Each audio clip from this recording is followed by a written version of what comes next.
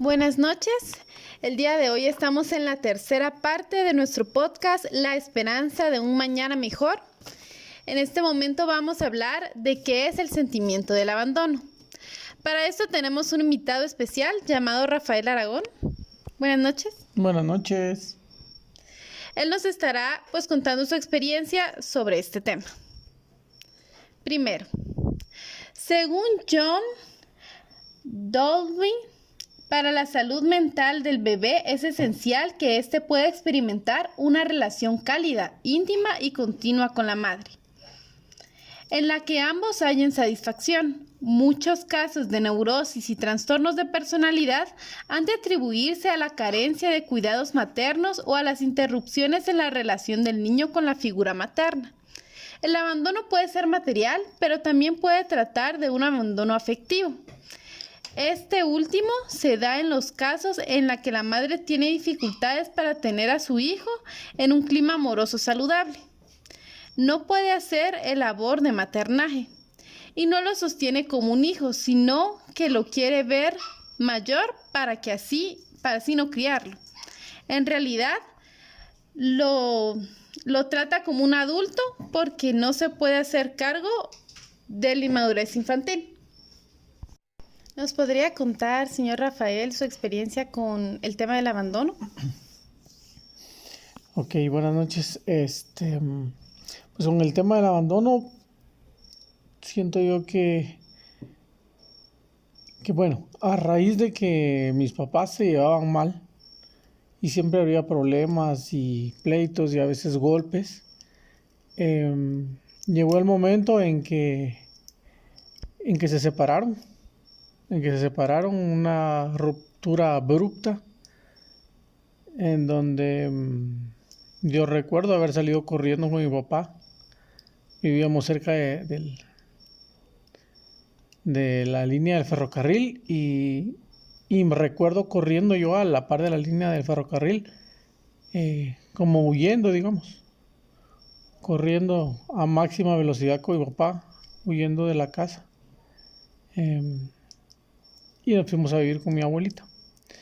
Entonces, aunque obviamente ellos se pelearon y no fue que mi mamá me abandonara, pero para mí fue muy difícil ese tiempo donde nos fuimos a vivir a la casa de mi abuelita y tocaba, pues en mi caso, pues compartir con cama con mi primo en su cuna todavía.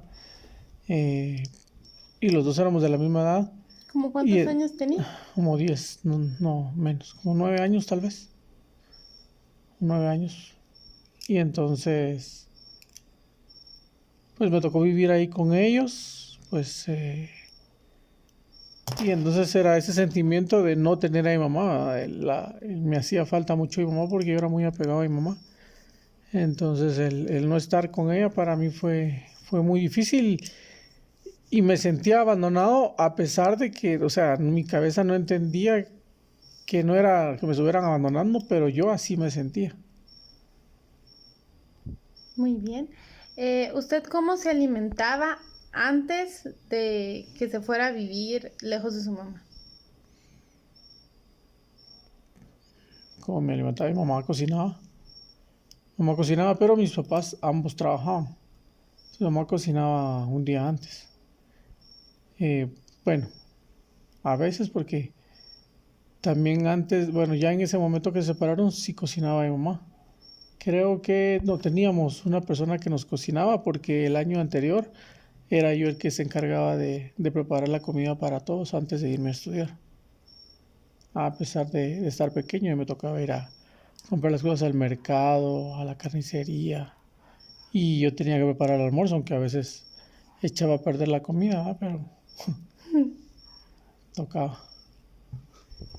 ¿Y qué alimentos recuerda consumir con su mamá? ¿Qué alimentos le preparaba? La verdad es que no tengo buena memoria. Entonces, pues no recuerdo realmente qué comida preparaba. Me acuerdo lo que yo preparaba de comida. Me acuerdo que pues obviamente frijoles que hacía ella.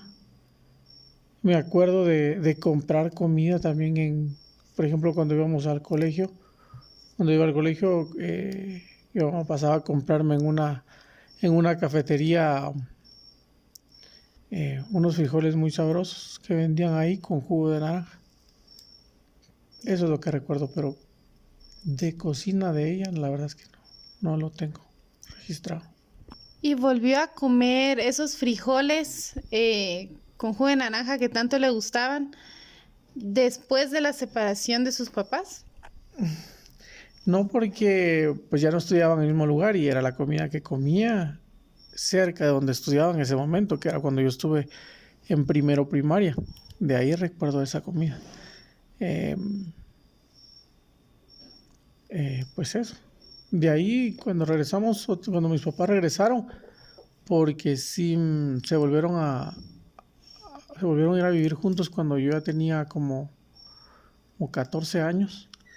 Este, pues igual, ambos seguían trabajando.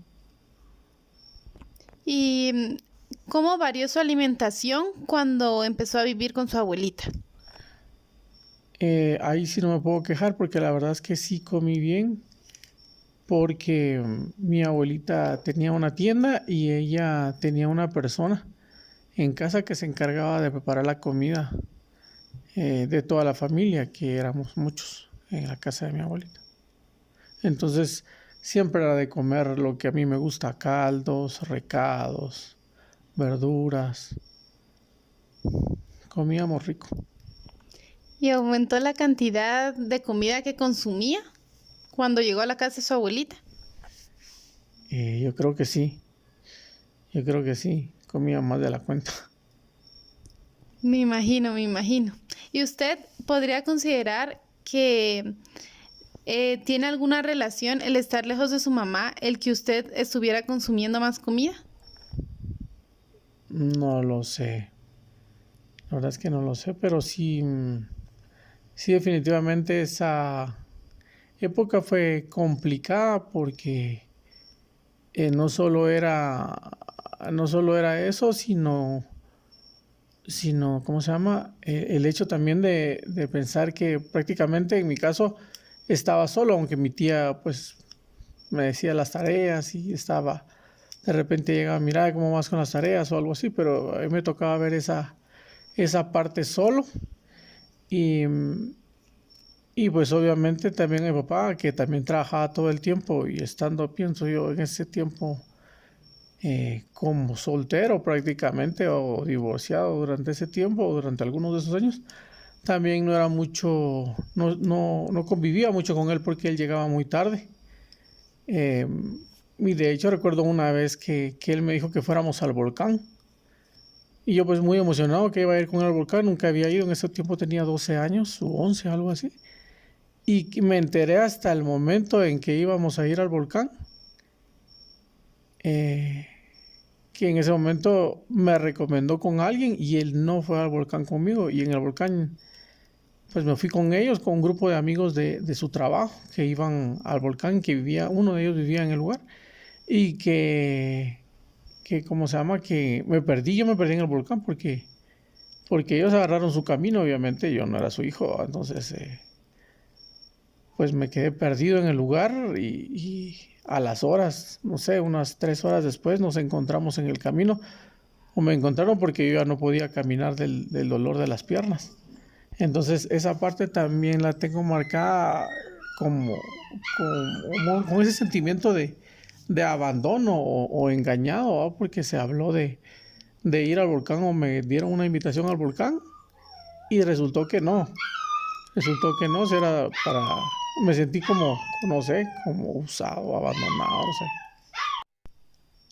pues eso.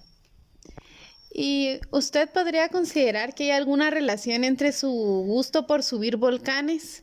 Es como, ¿por qué siguió subiendo volcanes después de haber tenido una experiencia tan mala? Porque para los que no sabían, para nuestro público, él le gusta subir mucho volcanes y ha subido varios. ¿Cuáles ha subido? El de fuego, cuando pues obviamente no hacía grandes erupciones, que sí llegamos al cráter. el de Acatenango también, varias veces, el de Agua, el, el de San Pedro, eh, el de Pacaya y no recuerdo el nombre ahorita, el de Ipala. Esos son los volcanes que he subido. En total he subido como unas 10 veces, entre 10 y 12 veces a los volcanes.